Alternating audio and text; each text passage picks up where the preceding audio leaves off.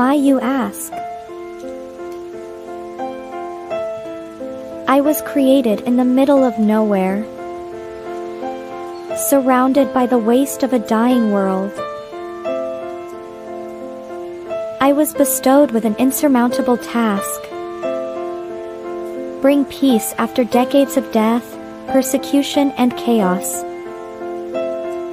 I am a grandchild of war, destined to help two camps which hate has fueled for far too long. Surprisingly, I am not alone. Have an odd bunch to make the road a little more bearable. Come with me, to bring hope where there was despair, respect where there was resentment, creativity where there was destruction. I am Pinocchio, and this is my story.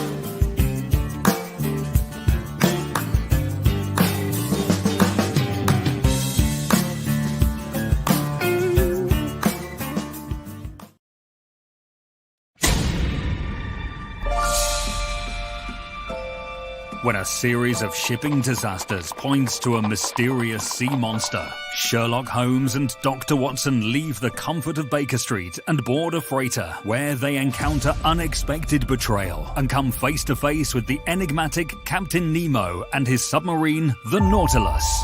As they delve deeper into the case, they uncover a conspiracy involving a Russian Tsar with an airship that rains destruction on unsuspecting cities.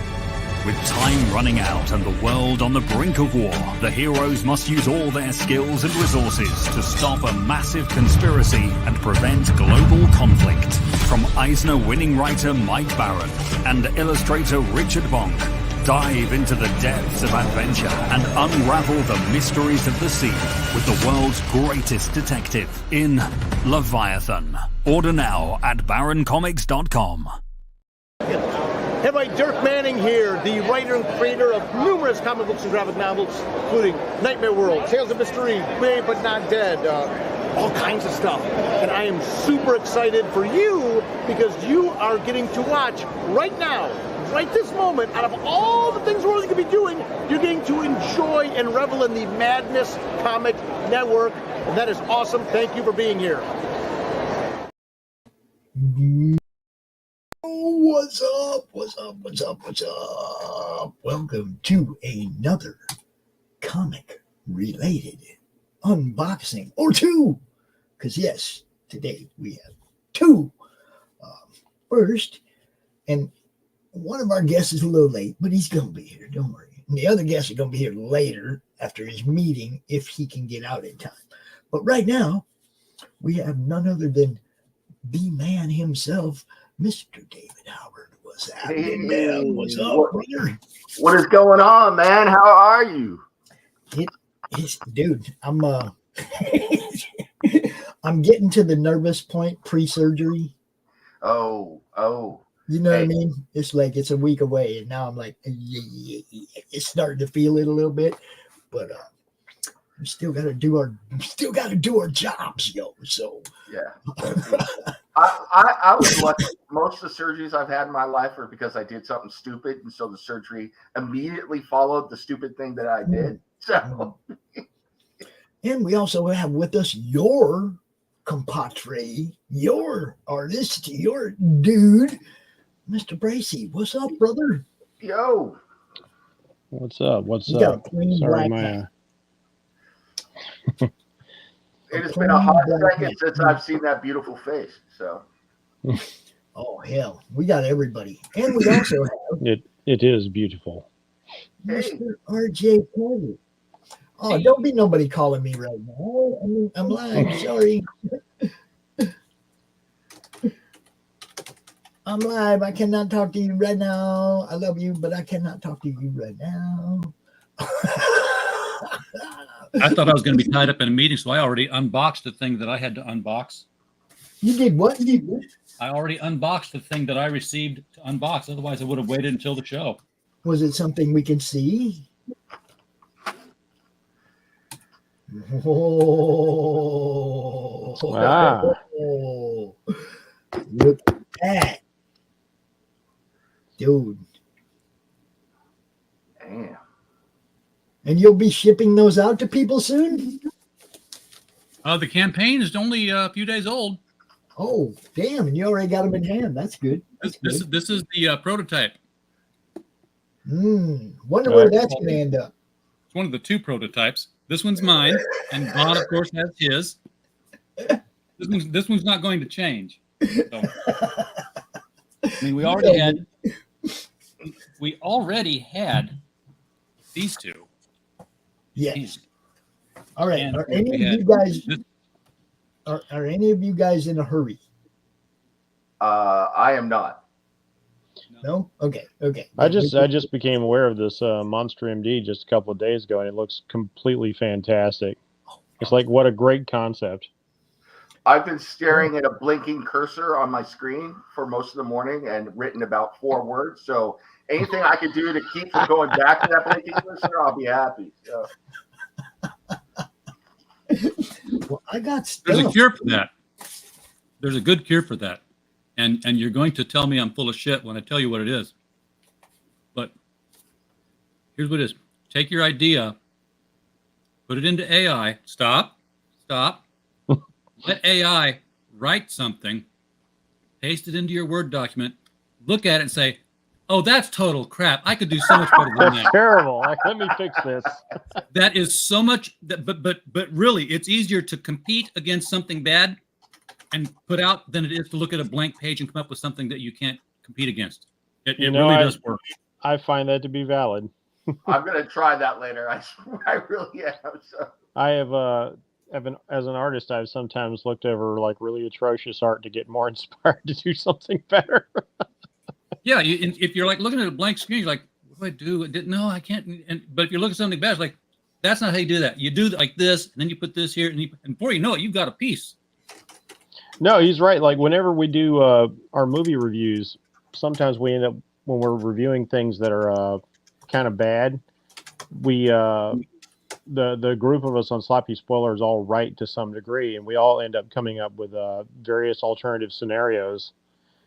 And so, like, bad ideas tend to germinate really good ideas.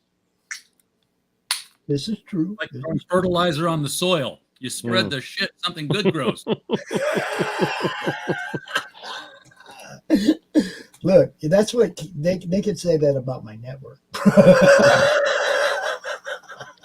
Well, you spent 4 years spreading the shit already, right? Now the good stuff's growing. There's a lot of beautiful things that bloom out of this manure pile.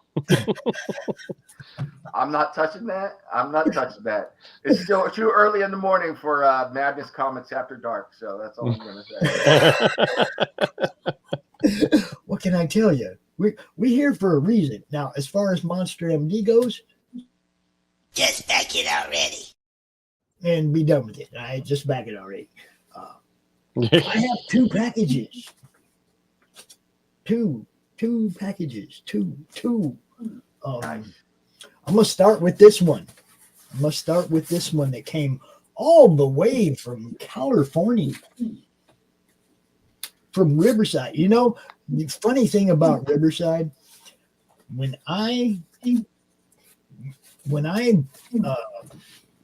got discharged from the Navy, I had this friend that lived in Riverside. He was a petty officer, chief petty officer. You know, he was like one of the people in command of me, basically. And we had become friends and shit. And right before I left to go home, he's like, "Man, you should come out to my house. We'll play. We'll drink all night. We'll play Risk. I'll get you to the plane to the airport tomorrow." I was like, "All right, cool."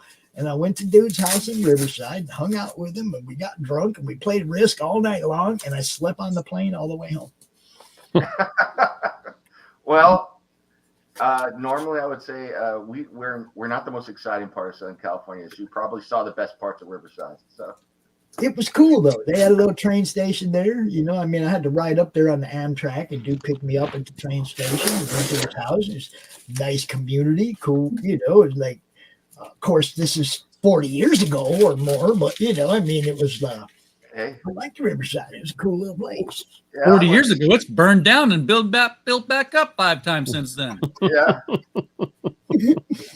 Okay. This one even has a little piece of tape on it that says "Pops." Like, well, this you know, just for me. See, it's. Oh man, I'm gonna have to turn off this stupid background thing. Yeah. You're gonna get to see my actual green screen, guys. See my green screen behind me? Oh, no. You labeled the one with Pops, so that's the one that's got the arsenic on it, right? Yes, yes. See, there's a little teeny piece of tape there. If we get it to focus, it's not going to want to focus. Come on, man. It's that blur. I got to kill it all, man. I got to turn that whole stupid thing off. Virtual background, no good for showing stuff off. Remember that. Yeah. There's a little. Here we go. There's a little piece of tape there. There it is. Look at all them stickers, guys. We're going to pop this open. We're going to check this out. Yeah. Whoa. Well, you are Pop, so I have to say we threw in a few bonus stickers for you, too. So. Oh. Yeah, but this is the meat, right? Right? Yes, sir. Oh, not you, me. Okay. Look at that. That is freaking beautiful, guys. Jeff. Wonderful. Well, thank you. Yeah, thank you. that is Jeff's artwork there on the cover. Yeah. It's always something else to see somebody actually holding something I did up close and personal, and getting to see the appreciation. Don't worry, Jeff. I'm gonna send you a physical copy of it. Weppa! Where's Al? Weppa! That's right, Weppa. Hang on. Weppa! We got space monkeys. If y'all don't know about the space monkeys, see, you missed out. You needed to get on board with this one. They can still get #1 somewhere, right? Yes. Well, actually, #1 is that's kind of what I'm working on right now. I'm rewriting the script, and and part of it has been drawn already, but I rewrote the script. We've introduced 2 Space Monkey characters, the oracles of the Space Monkeys, which are the Blunt Might and Sonic. So you can try and infer from that what those 2 characters are supposed to be. So I've seen some of the preliminary page art for the Space Monkeys, and you're going to love it. Like Mateo just knocks it out of the park. Yeah. That was actually one of my son's curse words back when he was like 8. Space monkeys? Yeah, he just said, space monkeys. which he had read in Jimmy Gownley's Amelia Rules. Nice. So he started using it. Yeah, there's another piece of art in there from Jeff as well. So my cousin was all into like SpongeBobbing it, so he'd be like tartar sauce. Yeah, we got a lot of tartar sauce, cheese and crackers, all kinds of stuff, right? There is your crew. Everybody involved. Got your colorist, letterist, everybody. Cover A, Jeff. Cover B, Brian Wilbur. Hey. Yes. All right. So this looks really good. And it's going to go on top of the reader pile, depending on what RJ sent me. I'm honest, right? I have to give a shout out to my wife as well, because I was looking at stickers and the prices and shipping and everything, and then my wife brought a Cricut home from work. My wife did all of the stickers at home. So these are beautiful, guys. That is so cool. Very nice. And they're so much bigger than I thought they were going to be. Look at that. Yeah, these are bigger than this one's huge. Yeah, we did. We have 2 different sizes. We have 2.5-inch stickers and we have 5-inch stickers. So, and then we threw in a Blood World as well. Yes, and you guys know these are going to go on the filing cabinet. Nice, because we have filing cabinets full of comics, and what else you going to put on the filing cabinet? Comics. Yes. Hey, the next thing we're going to do is magnets and all the other stuff. So we're ramping up on that. So yeah, Space Monkeys is the next book that's going to come out, but I'm working on a couple other things as well. But Space Monkeys, get ready, guys! This is going to be good. This is going to be hilarious. I can't wait. So, little rundown. Tell everybody what blood throwing is about. Blood World. Phoenix Throne, I mean. The Phoenix Throne. Yeah, this is the first book in this universe, Blood World, that we've created, or I've created, and a bunch of other people have helped me with that, including Jeff here. This is the first story we're telling. It's about a war for the control of the Phoenix Throne, which is why it's called Phoenix Throne. It's set 500 years in the future from now, and what it's really about is the future of humanity. So, and who is going to control how humanity evolves? And we've got villains, and we've got worse villains, and then we've got the really bad villains. So that's basically you got worse villains. Yeah. So, So in true George R.R. Martin mode, no one is really good in this book. There is no Sean Bean character because he would have had his head chopped off before the book even starts. So that's the way we're rolling. But this is a whole universe we came up with, and I can't wait to introduce people. We've got stuff going on Earth. We got stuff going on around Saturn. But this particular story is taking place on the group of humans that live around Jupiter. But you're going to meet a bunch of different people over the course of this. Space Monkeys is a spinoff of this. It is a comic book series out of the Soul Scientific Symposium that is in orbiting Saturn. You will see Space Monkeys covers in these comics or in these Blood World books by people reading them or seeing cartoons and stuff every now and then around Saturn. So you will see that in there. Poster in a kid's room. Yeah, you will see that going on. In fact, I already finished script 2 for Phoenix Throne, and there's a Soul Scientific Symposium fighter, and it's got Sabrina the Space Monkey as a character as nose cone artwork, just like the old bomber artwork. Like the Bomber Girls. Yeah, so on the thing, so on the fighter. That's great. You're going to see stuff like that. So. All right, I have just found out about a bummer. I hate talking about bummers, but rest in peace, Mr. Hildebrand. Sorry. Oh, Greg Hildebrand's dead? We lost to Hildebrand last night. Oh man, That's the other one. Oh That god. was great. Greg's gone. You know, somebody just posted up some of his art on X just like 2 days ago, and I was like, oh man, this guy was so good.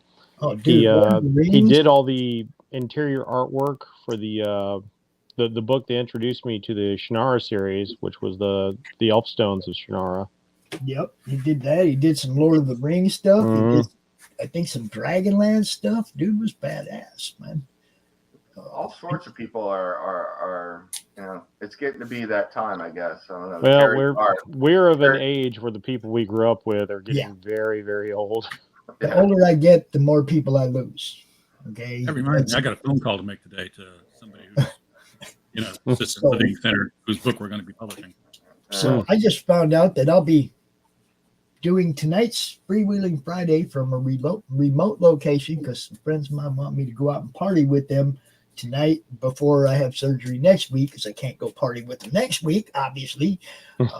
So I'm going to probably pack up and head over to Pete and Tasha's for the night.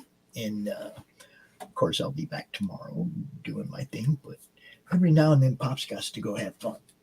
So we gonna open one more. Nice. I know RJ told me the other day that I had a book coming, but I forget what it was. So I'm going in here blind. Don't So say it's going to anything. surprise us all. Just let me rip this thing open. Now, this is part of the fulfillment that you can get, the type of quality fulfillment you can get from Critical Blast. Your Gemini is protected in a beautiful plastic covering, and you can have your logo there. You can have the logo of your book there on that. Most of the time, it's just plain white, but yes, Yep. you get logo printing. But this is the quality. I got to figure out how to get one of those. I'd love to send out the stuff in a ring cross press one. So So that's what I mean. It's like that's part of the services that RJ offers in his fulfillment. You can get all kinds of cool stuff to go along with it. You know, it's like he gets all the bags and boards. He does all the work. You just hook him up. You don't have to. Hook him up with what he needs to do the work. Oh, that's right. This is what you said me, dude. I don't know about y'all, but check this out. This is badass. Oh, wow. A Night Before Christmas. That looks amazing. That's the soft cover one, right? Now, yeah. Now, I want to know, is this kid friendly? It's kid intentional. Okay, cool. I get to let the kid. Sweet. I got another Christmas book to read to kids this year. Yeah. Nice. It's very much a Christmas book. It's very much in the spirit, in the keeping of the spirit of things. It's less about what color's your hair and more about self-sacrifice. And it has a Christian twist at the end of it. And it starts with once upon a time, guys, like it's supposed to, like a good story's supposed to. Very cool. Right? Who did the illustration, RJ? Krista Erickson did the illustrations. Very nice. Very nice. I like it, dude. The That's kids awesome. make me dig out the night before, or all the Christmas books, right before Christmas, and every now and then, they're like, Grandpa, we read this. I got one to turn them on to that they have never heard before, and that's freaking awesome, guys. You gotta keep writing this stuff. You can't just rest on what somebody else did. You gotta keep writing this stuff, guys. It's in our bookstore. It's on Amazon. It should be in other bookstores as well, both the hardcover and the softcover. I have an event coming up at a local bakery here. They're going to be taking hardcovers and packaging it with kits of cookies and kits of cakes, and we're going to do a big signing and reading day at the bakery. Dude, awesome. Yeah, who would think selling books at a bakery? Why not? Hey. I get baked selling books. Oh. Go. That wasn't kid friendly. Somebody's got to do it. It's a tough job, right? I don't know what he's talking about. So I don't either, I know, right? Good help is so hard to find. RJ, we need some new marmalade, bro. I know. We need some. Look, you got all the space in the world now. There's no. You'd be surprised how much space I don't have. I've got 3 warehouses, a full-size garage underneath my unit, and 4 rooms, and I can't walk. And that's the way we wanted it to be. Do you remember that? Do you remember that? It was like, how did I ever run this out of the bedroom? Get you in a place where you got room. Yeah. I don't know how I ever ran this. I'll tell you what, a good percentage of it is freaking returned packages. Really? Oh, We need to, somebody needs to hold a video stream live on how to handle changing your address when you back a campaign. Hey, we got this show called What's Your Issue? Where you can come out and tell people, hey, clowns, I can't send it to you if I don't have the right address. Oh, well, it's all kinds of excuses. One is, some of them just move and don't tell you where they went at all. And some of them change their address on Kickstarter or on Indiegogo or on whatever at their profile. But it's locked in at the campaign. You have to go to each campaign and change it there. See, I didn't know that. When you fill out your survey, right? And then depending on where the campaign is at, you have to tell the campaign runner, hey, I just changed my address because RJ may have pulled all the addresses out of the system a month ago, and he's working with that to formulate the shipping, and you can do whatever you want on the system. I won't see it.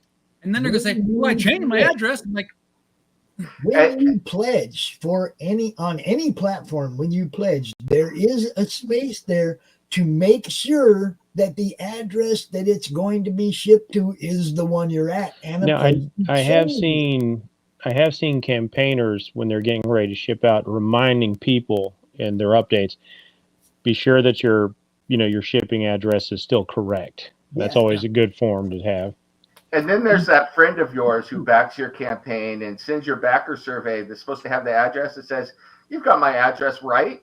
And you're like, yeah. There is a guy. There's a guy who's backed at least 5 different campaigns that I fulfilled, and he has never, ever once put his address in the backer kit or the survey or the sign up. I'm like, Jeff Lee, if you're out there, apparently you just like throwing money at campaigns. Maybe he's donating those to the madness.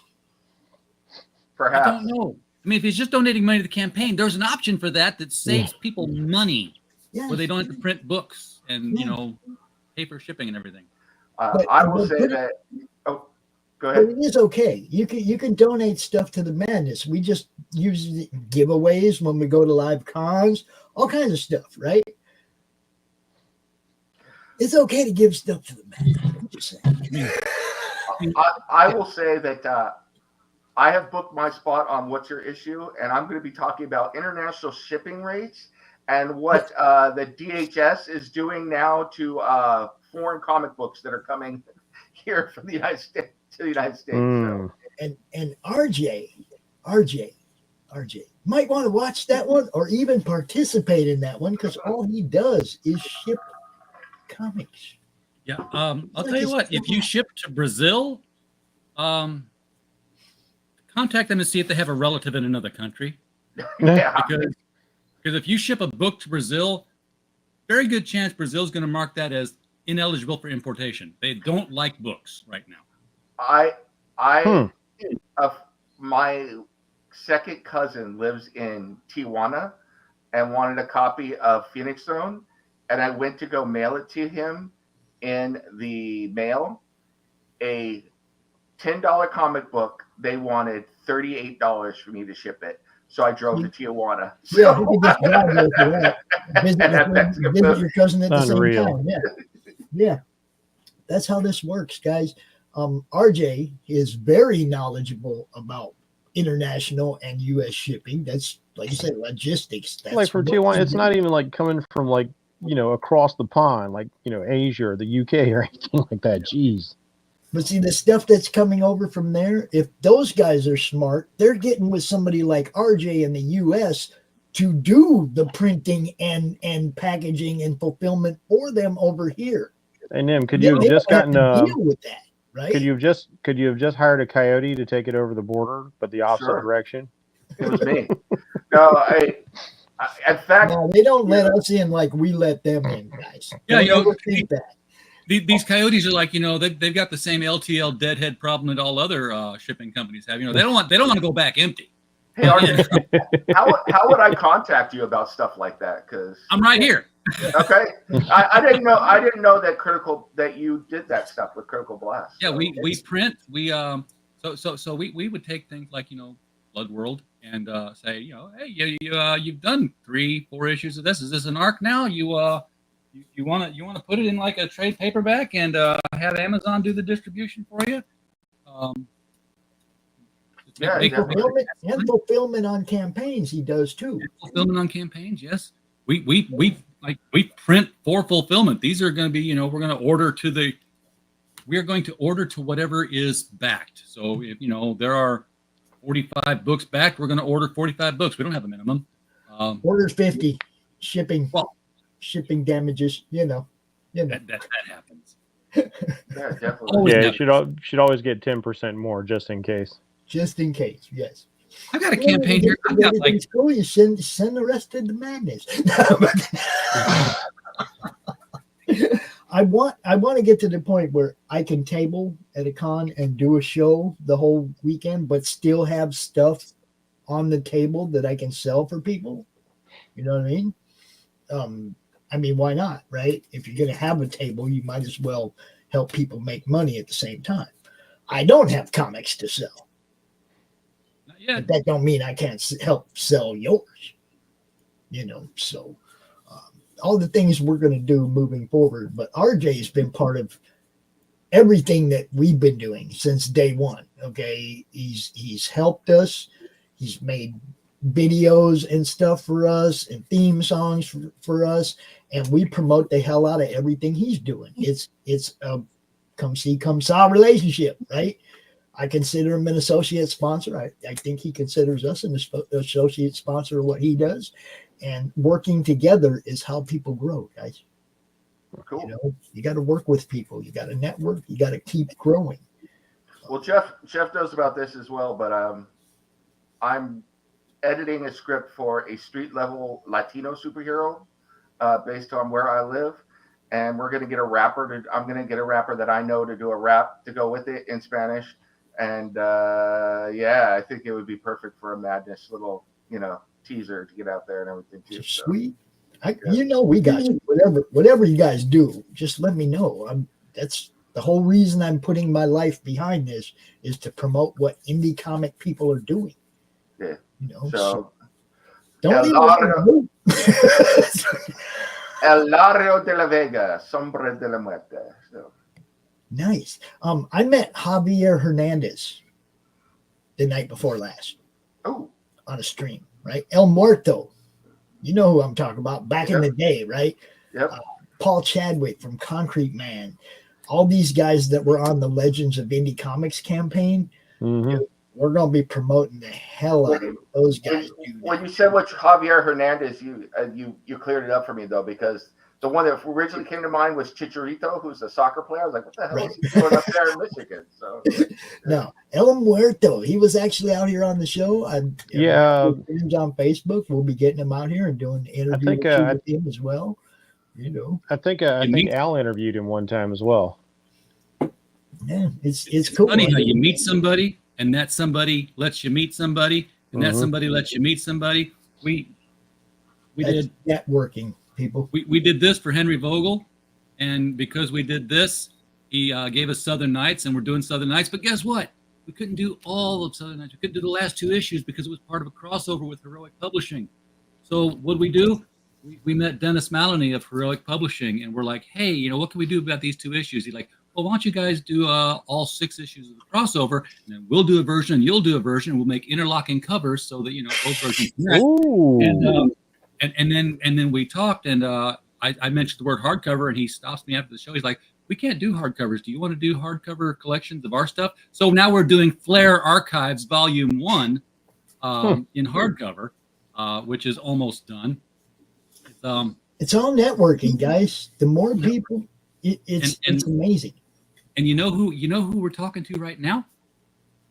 I can say this. I can say this because contract is signed. William Messner Loebs. Nice. We're doing Journey. Oh wow. The whole thing together. And we're gonna try and finish it.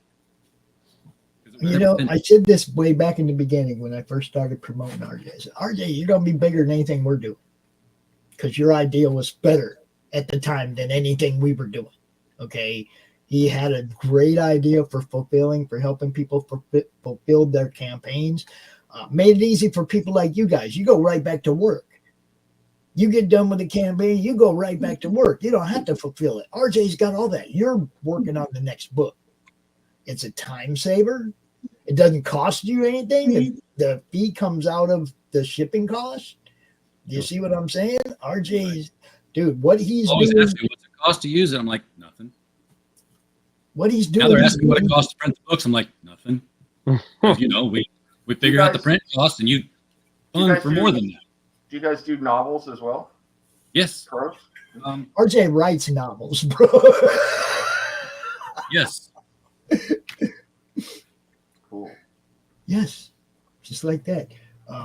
Dude, it's amazing what's going on, but this thing is going to keep growing and keep growing, and I'm going to keep bringing people like RJ, you guys, whoever wants to be part of this promotional explosion. That's what we're trying to do. We're trying to blow up the indie nation, and that's how you do it. It's networking, guys. It's the number one thing that you need to do once your book is done is network with as many people as you can, whether it's fulfillment, production, promotion, all of it matters. Every bit of it. Oh, promotion, Pops. I might have told you this, Pops.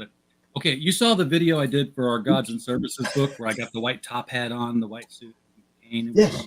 Okay, so that was shot and filmed my first day at the Eureka Springs Writers Conference. I set up the table, I left, I got dressed, I shot the thing, and then I went straight back to the convention. So I'm sitting there first day in top hat and tails and I'm just a vendor because I found out about it late and I was like, well, can I still get a table? And they're like, oh, tables are cheap. I set up a table, all the books there. People are coming and taking notice because hat. And I explained what we did, and I showed them the raw footage. Then the next day, the other vendor who was there came on and said, hey, show my friend that video you did. I'm like, well, it's finished now. You can see this. So I showed him that. And then the organizers of the con came over, and they wanted to see it. So both organizers saw it. They went away. They came back and hold up there. I'm getting to that. And basically, on day 2 as a vendor, I went from being a vendor to next year I'm a keynote speaker on how to promote your book, and I'll be fully comped tickets and vending table and everything else. So wow. Yeah, doing videos to promote your work is important, and this one is the video for the book you just opened. And I'm gonna go down there and hang out with RJ if I can.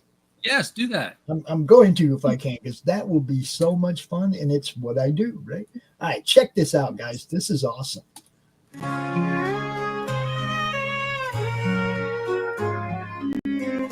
Clearing streams in stables cold and gray. Shadow stands while horses softly neigh. He tells the creatures in the barn each night that one day he'll wear armor shining bright. From dawn to dusk he works with honest hand, feeding mares and working on the land. But he has his heart set on the table round to join the knights who bravely serve the crown. With a sword and shield he'll join the fight, prove his worth before it's Christmas night. He'll show them all as he sets out on his quest, a gift to himself, a night before Christmas. Ooh, shield, he'll join the fight. Prove his worth before it's Christmas night. He'll show them all as he sets out on his quest. A gift to himself, a night before Christmas.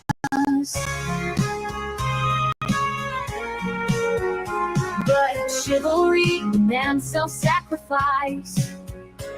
And when folks need help, this boy does not think twice. He meets the need, though it cost him his dream. But maybe things are more than they seem. With a sword and shield, he'll join the fight. Prove his worth before it's Christmas night. He'll show them all as he sets out on his quest. A gift to himself, a night before Christmas.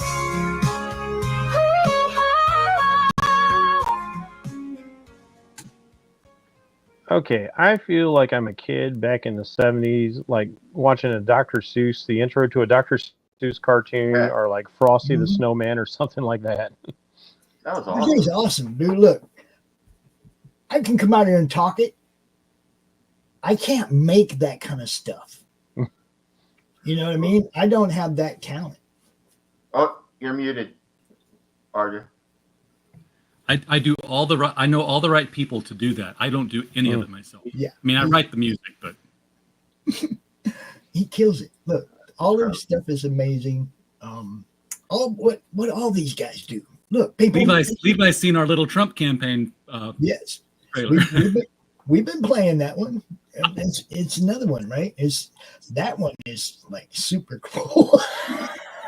It's a chibi Trump, guys. It's a chibi Trump. Okay, it's freaking amazing. Oh wait, he's got a prototype.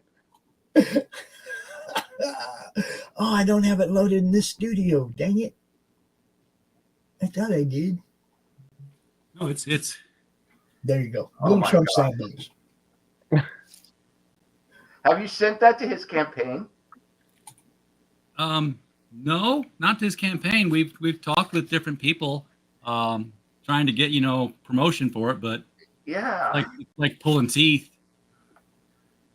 Except for me, I was like, yeah, send me the video. The campaign, the people who we're the culture warriors. Oh, you want to tell people about this? Yes, I will. If you write me a check. See, I imagine if you sent that to like Charlie Kirk or Sebastian Gorka or something, they would feature it. That's awesome. Yeah, I think Gorka should see it. Hmm. But campaign's over in a couple of days, so Yeah, exactly. Well, see, and that's why we played it. Okay, that's why. I don't know. People are still trying to make the merch. I just saw like new Trump garbage truck T-shirts getting merched out by somebody this morning. Yes. Hey, that ain't shit. He got off the plane yesterday to the Undertaker's intro music.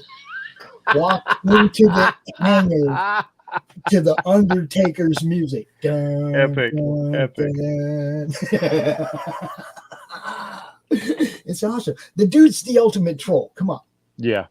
He's the ultimate troll. He's not going to let what you say about him bother him. Yeah, He's gonna come back and bother especially you. him teamed up with Elon. You know how Elon likes to troll.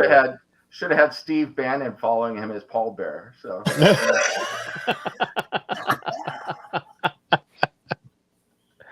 He's got to be doing like the old school Paul Bearer voice. Not when he just started talking his own Joe accent. Rogan. Joe Rogan is Paul Bearer. His spirits are with us. Joe Rogan is Paul Bearer. He's already got the bald head and everything. So I'm going to play this for you because we're all talking about it. You might not know what we're talking about. Here you go.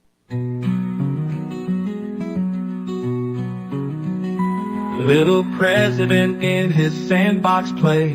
Build a tower, make it stay. Digging deep through the golden sand. Building the future with your hands.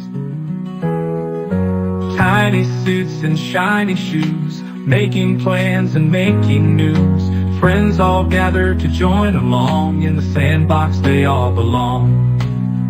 Little President Trump at play. Every day a brand new day.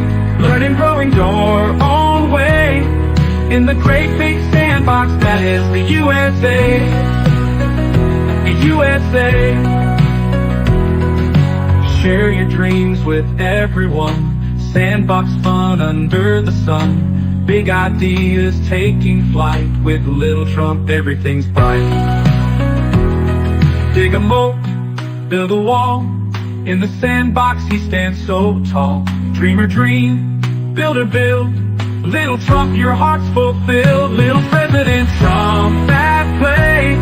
Every day a brand new day. Learning, growing your own way. In the great big sandbox that is the USA. Hooray, hooray, for the USA.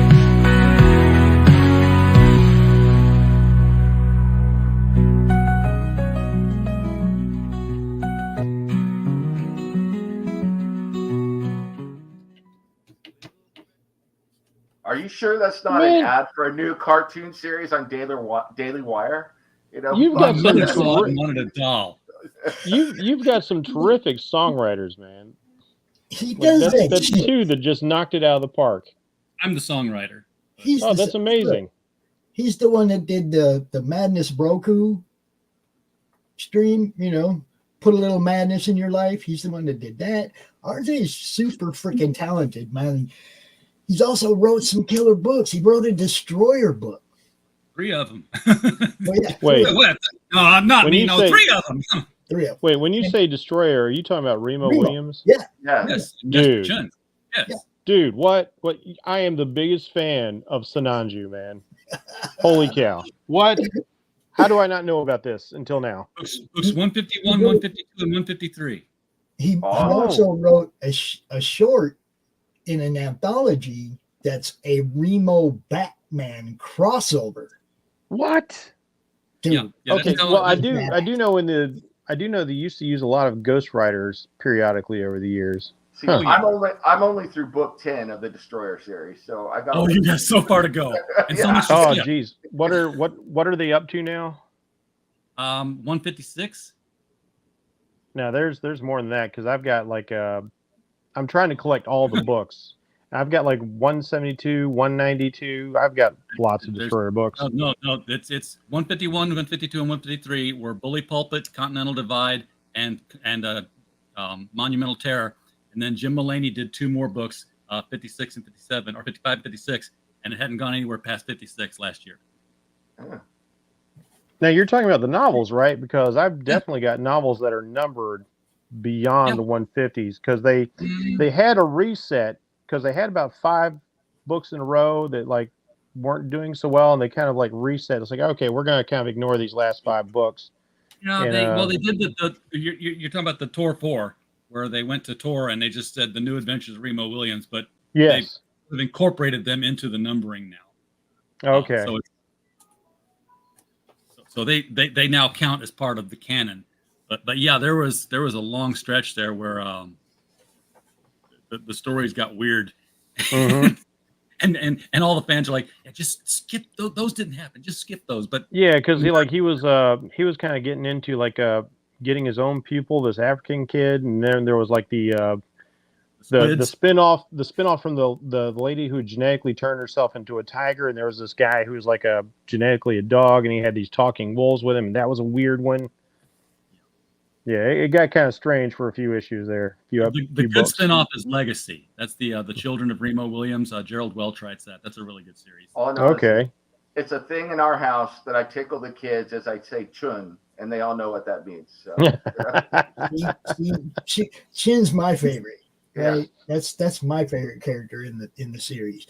But the book that RJ wrote with the Batman crossover, he never says Batman, but the way he describes him, everything, you know that's who it is, right? It's the cloaked crusader. It's whatever. It's the hero, the vigilante in the city who answers the signal and calls the commissioner and drives the car. Well, that's always part of the fun of it. Like, because I remember the time they lampooned Trump and they called him like Ronald R. Rump. You know, then they killed him. They killed him, and they had no idea he was going to become president. So so they always have the president in there. But yeah, I have a scene where the apprentice enters the cave and he sees, Remo and Chun, and it's like, okay, well, I guess since you're not mopping up the guano with these two, they're friends. And Batman's like, and Chun wants to. Chun is eager to teach Robin. Let's just say it stuff. Yeah. He's like, oh yeah, I'd love to spar with you. And Batman's like, don't kill him. Robin's like, he's 90 years old. I'm not going to do anything. I wasn't talking to you. Yeah. Good stuff, guys. So Batman's in the know. Of course he is. He's Batman. Batman's in the know because Sinanju is one of the things that Bruce Wayne tried to learn in his travels. Yes. I love it. He trained under Chun. Perfect. Yes. Perfect. Oh, It's beautiful. He did. The story is awesome, you guys. RJ, get in touch with these guys. Let them know how they can get that.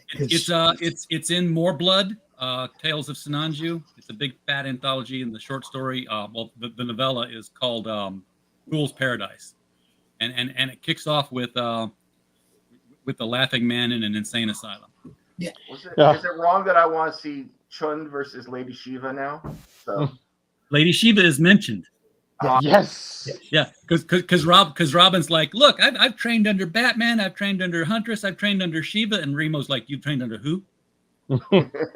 Because I am created Shiva, the destroyer, the dead night tiger. Yes. Who is this dog meat who dare stand before me? I really wish Marvel had. I really wish Marvel had continued to produce Destroyer comic books. They were great while they Bill lasted. Murray was writing those. Those were fun. The Blue Hulk one. Yes. The Blue Hulk one where he was basically raging on Viagra. The horny Hulk. RJ, I'm going to be gone tonight from the house, but I still have a 11 o'clock show. Either you or Levi or one of my guys, can I get somebody to produce the show tonight at 11 p.m. Eastern? I'll still be there. I'll be using my phone, but I need somebody else to be in the StreamYard hitting the buttons. Push the buttons. Be the man in the chair. I can try to do that for you. And you can hang out with me too. The guest is Kevin Davis from Arcfire, and he's got something else out, Skin Shifter or something like that. We're going to talk about that, but I'm going to be remote. I'd rather just have my phone, take my phone, than have to pack up all my shit. It's hard to use the phone. Rather than have to pack up all my shit and move it all over there just to do one show. And it's hard One to thing use when I go, it's different when I go over there for the weekend. Then I don't mind packing everything up and doing all the shows, but I'm coming back tomorrow. So, but yeah, Levi or RJ, anybody? Cool. That would be cool. Monster MD, right there, people. Monster MD. Now, Bulldoze. Oh, there you go. You guys don't have to host it. I just need somebody pushing the buttons, but you can come hang out with me. I'll be there. I'll just be on my phone. Well, but we can both go there, and then yeah. Well, I think only one person can hit the buttons, aren't they? Let me get. I think I have to send both of you admin. I'll do that right after the show, and then I'll be checking out. I'm gonna go party. Killer Karen tonight at 7 o'clock, guys. Nice. Don't miss Killer Karen with Dennis Knight. Dennis was too nice for this show. He was too, and he did great. He did not break character once, guys. The whole show, it was awesome. So Killer Karen tonight is definitely worth watching. And then, of course, ADHD Theater with the Geekmen and the Masters of the Thunder Nerds at 9 o'clock. And then Freewheeling Friday with me, RJ, Levi, and Kevin freaking Davis. Have a good time. I see a cat. Hello, kitty. But there's a cat. There's a cat. There's a cat. What are you doing, cat? He's wanting some attention, as they do. They take over the show, man. Animals know. Up here. Schrodinger and Heisenberg are napping on the couch. I love it. Those are great names, especially Schrodinger. Don't let Schrodinger's cat get into a box. Then you'll be in all sorts of trouble. So there's boxes all over the place. That's what cats are all about, right? Yeah. Hey, look, I got you this cool little thing to sleep in. I was like, yeah, but it came in a box, right? Yeah, I want to play with box. Yeah. Mm-hmm. I can get the cats to come here right away. I've got the perfect cat call. It's right here. Piece of paper. Oh yeah. Oh, time to play. Is it time to play? My perfect cat call is shaking the bottle of their crunchy treats. They're like, ooh. Yes.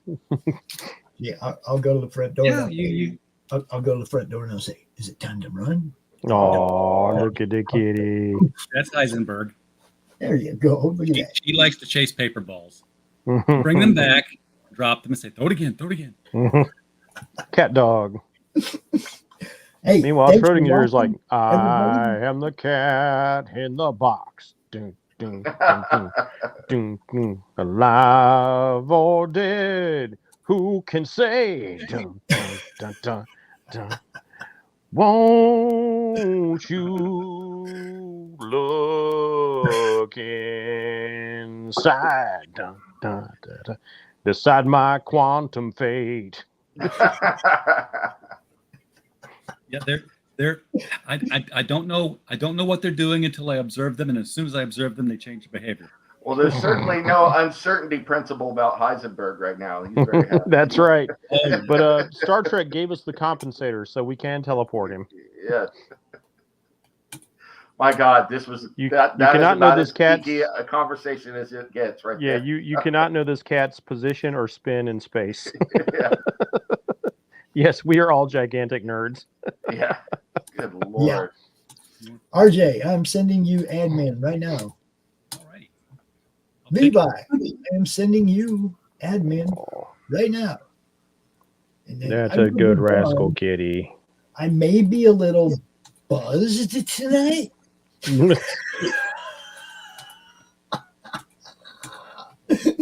So guidance won't hurt. Okay. A little grounding there with me won't hurt at all. Yeah, I'm definitely gonna be partying tonight. So, it's one of our friends' birthdays as well. So yeah, it's gonna be a bit of a bash. Can I tell you? What's up, Gray Wolf? You're gonna have to go back and watch replay, bro. This one's over. This one is over. NeM, tell everybody where they can find you. And thank you so much, guys. Hey, absolutely. Yeah, just look Nemesis. Thanks so much for FC2. supporting it. Yep. I am Nemesis FC2 on basically, Instagram, Facebook, LinkedIn, YouTube, X, same thing everywhere. So you can find me there. Yeah, that's where you can find me. You can find the digital version of the comic is still available or is available on ASAP Imagination. So right now, but I've still got physical copies. People reach out to me. We could hook that up and do reprints and stuff like that. And hey, if they're going to go on ASAP, don't forget to tell them about OPSEC and as well as your novel. Yeah, we got the OPSEC series up there. We got the long game novel. I'm in the middle of writing novel number 2 right now in that series, and OPSEC number 4 is written and being drawn. So we got all that stuff OPSEC is going on awesome, there. guys. Check it out. So you can see OPSEC number 2 is back there behind me somewhere. But go check all those out, and and be on the lookout for Space Monkeys in 2025 and El Lario as well. So if Jeff has time, I'm hoping Jeff will draw. So. Jeff, where do they find you at, bro? You can find me on X at Bracey452 if you want to see over 500 pieces of artwork and maybe even a short story or two that I've written. You can go to DeviantArt and look me up as Bracey100. On YouTube, you'll find my own channel, Mr. Bracey, which has been largely abandoned. But if you want to see some of my own video work, you can see the short horror films I've made there. But also you can find me on the Comic Crusaders website doing video and movie analysis with this guy on Sloppy Spoilers and Cinema Crusaders. Cool. And I have to interject. Jeff saved my bacon. He reviewed a movie that we got sent the other day that I would have had to jump off my building if I had to watch the whole thing. That's all I'm going to say. So Thank you to him for doing that. I have a cast iron stomach for for movies. I'll put it that way. Yeah. I had somebody send me one too, and this I went and watched it, and it was I was like, "Hey Brian, what do you think?" We can do that one. It's There's if you want to see me torturing these guys with a movie that I thought was entertaining, but the rest of them hate, watch the Cinema Crusaders episode on a film called The Appointment, starring I forget the name of the actor who played the original Equalizer from the TV series. I found a lot of interesting value in the movie, even though it's not a great movie. I found it to be interesting enough, and everybody was just hating on me the whole time for subjecting them to it. Well, I don't know if you guys saw it, but we actually had a first the other day. There was a band playing their graphic novel rock opera live I did see it in a comic book store in Kingston, New York, and we broadcast it live. Oh, that's amazing. I gotta go back and watch that. Live music. It was the first time a band had performed in a comic store that we're aware of. Okay, we haven't been able to find anywhere where a band played in a comic store before, right? But they actually have a graphic novel and a rock opera that goes with the book. So it was, really cool. We got to hear a few songs from it, and that's out heavy metaling heavy metal. Well, it's like going way back to there used to be some serious rock operas that come on, Queen, they did some pretty, Was that Tomorrow's End? Queensryche, Mr. Roboto, of course, The Who, doing Tommy, all these things. Actually a Kickstarter right now. It's called Box of Tapes by Ezra Gale. I've seen that. Eargoggle is the name of the band, and Ezra Gale is the bass player. He plays bass, stand-up bass. He just freaking jams. Got to see some the people that were performing with him were his studio musicians. They weren't the actual people that are on the album, because the people that are on the album are on Broadway doing Lion King. His actual musicians for the Box of Tapes LP are those guys are working on. They're playing music on Broadway right now. So so some high tier talent. It's cool. And that's what networking does. We just keep expanding, and that means bigger things for everybody, guys. So yeah, there it is. Box of Tapes. Thanks, Levi. Good stuff, man. And I told them, I was like, guys, you gotta have a CD. They had cassette tape and LP, and I was like, gotta have CD. He's like, people don't have CD players anymore. I was like, I got a PlayStation. I can play that thing.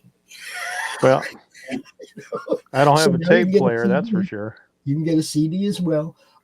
You can get it vinyl. You can get it as a cassette tape. It's cool, dude. But do they have it on 8-track? That's what I want. No, they do not have it on 8-track. David, I had a '77 Chevy Nova with an 8-track player in the dash. When I went to college, I started getting cassettes, so I got the 8-track to cassette adapter. Yes. By '89, when I was getting out of college, things were on CD, so I bought the little Discman to play CDs in the car. But that required a CD adapter, which was a cassette, which you put into the cassette. Yes. I inlined those things, and it worked. That's awesome. Yep. His shit was sticking out this far out of his dash.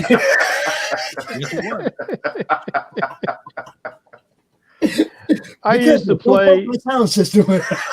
when I was a kid. I was playing 45-inch records on a Fisher Price record player.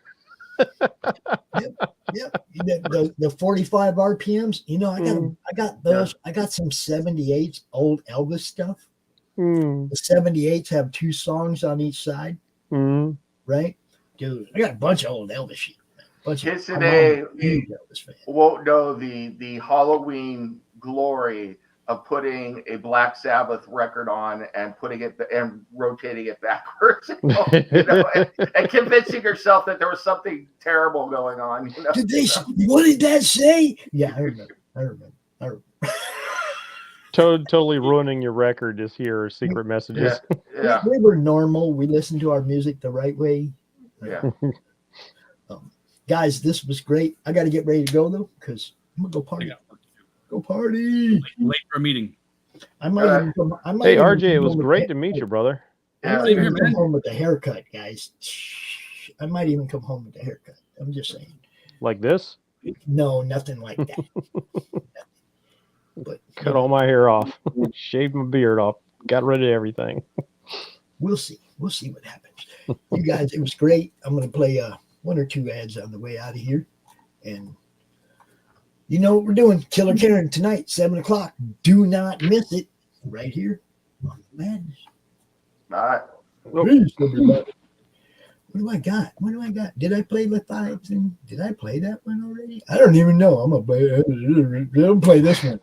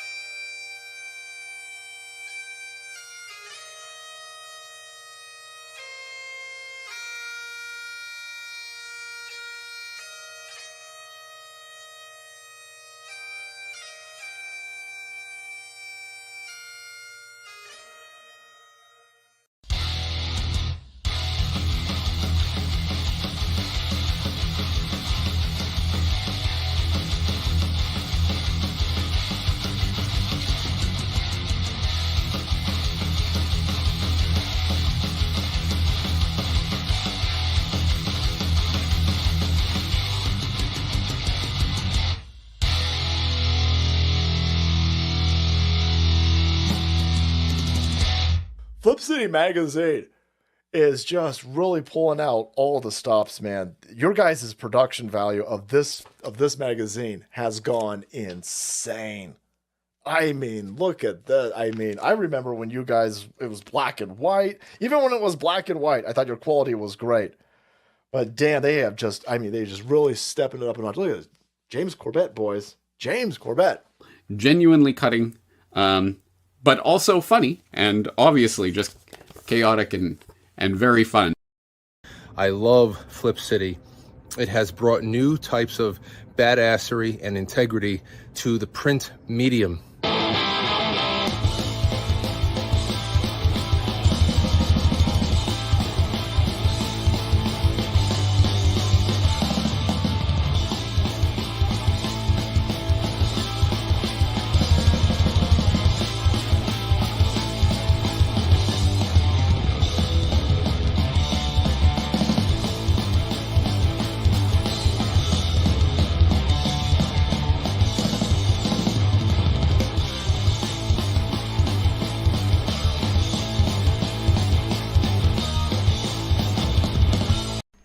How do you end this thing? How do you put the where's the brakes on this bus? I forgot. Jazz hands. Jazz hands are great.